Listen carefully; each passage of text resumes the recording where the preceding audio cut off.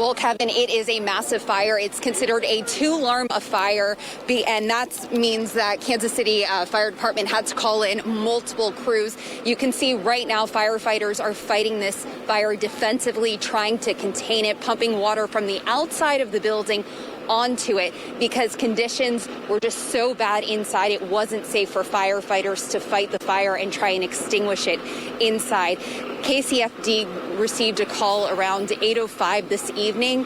When they arrived, they saw one person on the 3rd floor balcony who had jumped. He was taken to the hospital. They also went and rescued a second person from a 3rd floor balcony. We're told firefighters searched for people inside the building twice. In about 25 minutes into being called to this apartment complex, which has about 100 apartments, a little less than that, they decided conditions were just extremely dangerous. They decided to move all the crews outside and again try and extinguish these flames from the outside. You can see this is a massive fire, a big complex where a lot of people live here.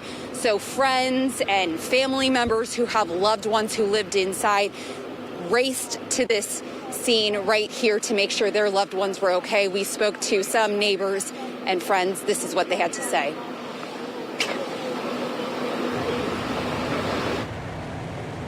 Ten minutes ago, there weren't even flames on that end of the building. The smoke was coming out of this end.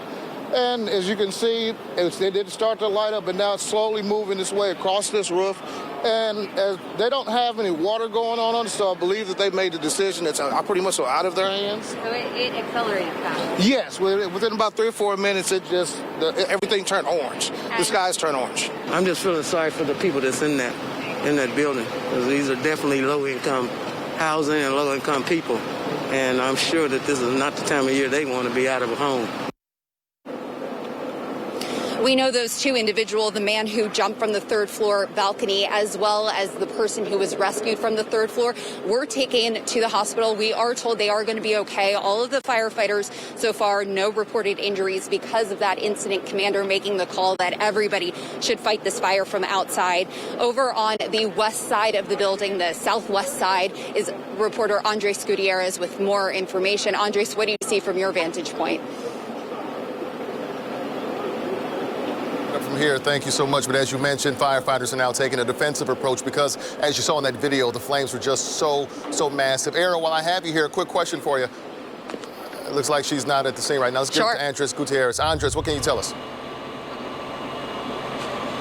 Yeah, Kevin, let me just tell you that their fire in the last few minutes has grown in intensity. I'm on the southwest corner of the structure here, closer to the Campbell Street side, and you can see that there are, at least from our vantage point, 2 ladder trucks that are continuing to pour water on this fire. In the last 15 minutes, they moved another pumper truck to run up a fire hose to feed more water to this fire. But as the fire continues to spread, there are more materials and contents inside these apartments that were once homes to these residents that is burning and acting as fuel to this fire. This happening right after 8 o'clock this evening, which interrupted the evening of so many, including one woman who was on the 1st floor when all of this broke out. Take a listen. I was sitting watching TV with my brother, and we heard a really loud bang, and then we heard people screaming, so I got out on the balcony to see what was going on, and saw smoke, and then people were jumping from the upper balconies down to my balcony trying to get out of the building. Describe, how many people did you see jumping? There was at least 5 people that jumped. They carried some people down on ladders later because they couldn't get out, but there was at least 5 people that jumped down. And so firefighters have a long night ahead of them right now. We could see that the fire has completely destroyed the 3rd floor of this structure. And now they're trying to prevent it from spreading, jumping to other buildings. There are definitely also winds that we feel here at this fire, and so they are making sure that it doesn't jump from another structure. One woman was so worried that she actually came home to make sure that her cat was in a safe place and in case that did happen. But right now, firefighters look like they have a handle on this, but it is far from being deemed under control. Reporting live in Kansas City tonight, Andres Gutierrez, 41 Action News. Andres, a few questions for you. I know this is still a very fluid scene, a lot of stuff to gather right now. Can you tell me exactly how many people are displaced? We're expecting wintry weather overnight. How many people are displaced, and if so, where are they going tonight? Red Cross on the scene. Have you spotted anybody who can help out with some of these displaced residents? Well, we had an older woman here who walked up to me wondering where the Red Cross was, and this is all going to be part of the staging area that the fire department's going to try and confine. But right now, with 80 to 100 units being here at this building, there are obviously going to be a bunch of residents who are going to have to look for their homes. We have no word yet as to where the Red Cross has set up a location for these residents to go and try to find a temporary shelter here in the coming hours. All right, Andres Gutierrez, thanks for that report. We're going to go back out to our other reporter on the scene, Aaron Rothfield, where there's a news conference happening right now. Let's listen in. We rescued between 1 and 3 people off of via ladder, off of the balconies. We did have 2 people jump. Both those people are in stable condition. Transported to the hospital, non-life-threatening injuries, so they should be good to go. But our crews, when we tried making the 3rd floor, we were just met with high heat and heavy fire conditions. We backed up, regrouped, and went back in.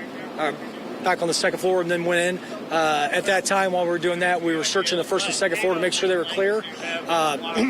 We got most of the 3rd floor, most of the 3rd floor clear on our searches. We had trouble making it to the far south end. That's where heavy fire conditions were. Our crews were met, like I said, in the hallway with heavy fire. So we spent a hard time. Eventually, the roof started to collapse on the 3rd floor, so we pulled everybody out, and we've gone defensive. With this amount of fire, we've had, we had some water issues early on. But we've got that taken care of, and we're putting water on this fire. You said that you made it through the 3rd story for your primary search, but you weren't able to go everywhere. So are you confident that no one is in there, or is there still a concern that there may be some fatalities? There's always a concern when we can't get into every single room. Our crews did make it down to the end where we're in the initial fire department, but I said got pushed back. A primary search is just that. It's a primary search.